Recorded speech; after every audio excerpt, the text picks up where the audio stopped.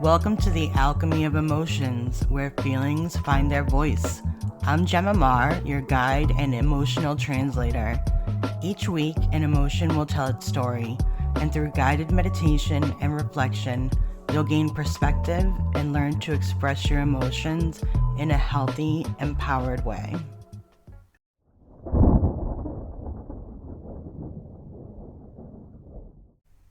I am anger, the flame that rises when something sacred is crossed. I was born the first time a boundary was broken, when the heart learned it could bleed. They have labeled me dangerous, destructive, unworthy of light. Yet I am the heat that forges strength, the roar that protects what love built. I do not come to harm you. I come to remind you that you matter. When I arrive, I am saying, something precious deserves your defense. Before the heart had words, there was a gate of fire.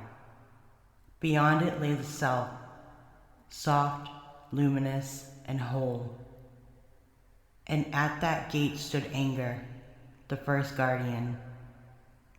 In the beginning, anger was pure energy, the spark of no that allowed yes to mean something. It protected life from being swallowed, shaped edges where none existed, and gave the soul the strength to say, "This is mine to keep."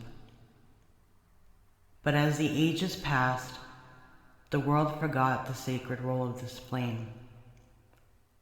Children learned that silence was safer than truth. They were told that kindness meant shrinking, that love required swallowing their voice. And so anger, once noble and radiant, was chained in the cellar of the psyche. There, deprived of air, it grew distorted, erupting as rage, seething as resentment, burning anything that came too close. Yet even in exile, anger never stopped serving. Every outburst, every clenched jaw, every surge of heat was the guardian knocking from the inside, whispering, "Something sacred is being misused." In the language of psychology, anger is the body's alarm, the surge of adrenaline that demands we defend our dignity, our safety, and our truth. But in the language of alchemy, anger is fire, the element that transforms lead into gold. When tended, it does not destroy, it refines. It burns through false peace, clarifies boundaries, and returns power to its rightful owner. To work with anger is not to extinguish it, but to learn its rhythm, to breathe when it rises, to listen to its message, to move it through without harm. For when the guardian's fire is honored, it becomes light. It illuminates where we've been betrayed, where we've abandoned ourselves, and where it's time to rebuild the gate with care and courage.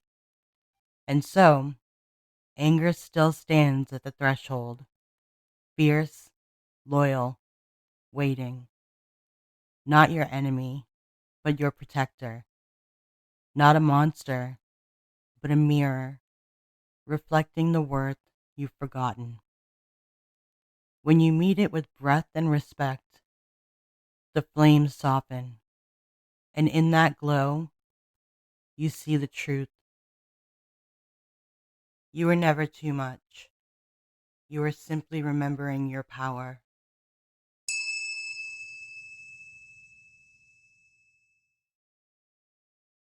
Now, take a deep breath in through your nose and slowly release it through your mouth. Again, Inhale deeply and exhale, letting the body begin to settle.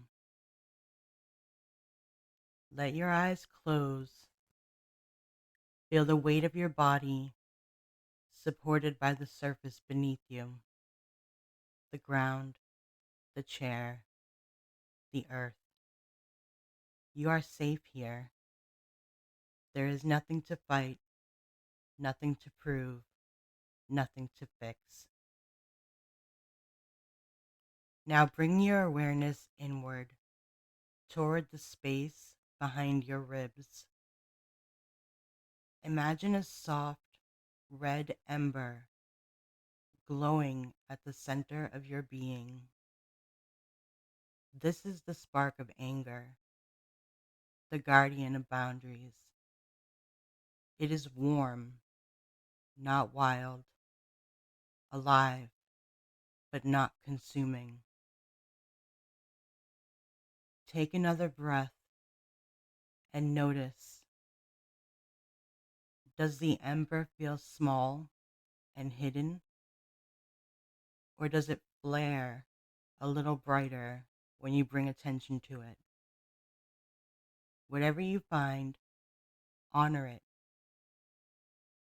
If you feared this fire, that's okay.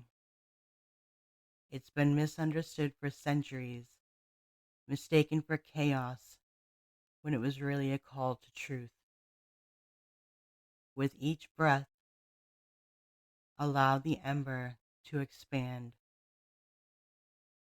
just enough to fill your chest with warmth. This is not the fire that destroys. This is the fire that clarifies. It shows you where your no is sacred and where your yes deserves protection. Now imagine anger standing before you, not as a storm, but as a being of flame and focus, strong, steady, ancient. See how the fire in their eyes mirrors your own strength. Notice how calm their presence is when they are seen instead of suppressed. In your mind, say to this guardian, I am ready to listen. Pause and let the silence speak. Ask inwardly, what boundary of mine needs tending? Where have I swallowed my truth to keep the peace? What am I protecting when I feel this fire rise? Allow whatever answers or images arise. They don't have to make sense yet. Simply witness them with curiosity. If emotions stir, tension, tears, heat, breathe through them. This is your body releasing the weight of unspoken defense. The guardian's fire is clearing space for honesty to live here again. Now imagine placing your hand over your heart. Feel the warmth of your own skin and say softly to yourself, my anger is not my enemy. It is my teacher, my protector, and my signal of self-respect.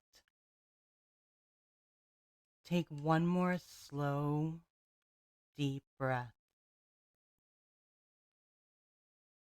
As you exhale, imagine the fire settling back into a gentle glow, steady, grounded, eternal. It does not vanish. It simply rests. It will rise again when you need it. But now, you will know how to meet it with grace.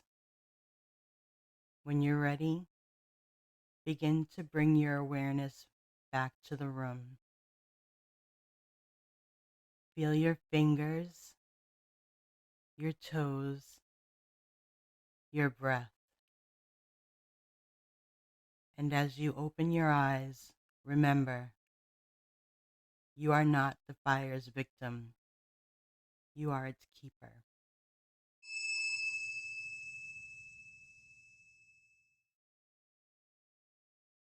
Take a moment to notice how you feel now. What changed when you allowed yourself to meet anger, not as a threat, but as a teacher? You may feel warmth, release, or even a strange calm. That's the nervous system remembering safety within power. Anger doesn't demand that you explode. It asks that you express with clarity, not cruelty. The next time you feel it rise, pause and breathe. Ask yourself, what truth is this fire trying to protect? You can honor anger by moving your body, stretching, walking, writing, singing, and creating. Movement transforms energy. Suppression stores it. Let the fire breathe. When spoken with awareness, anger becomes language for self-respect. It teaches you that peace without boundaries is not peace, it's self-abandonment. Your task isn't to silence anger, but to translate it. Let it show you what safety, honesty, and sovereignty sound like in your own voice. I'm going to give you some gentle journaling prompts for integration, and I'd like you to revisit them later when you have a quiet moment and you can contemplate them.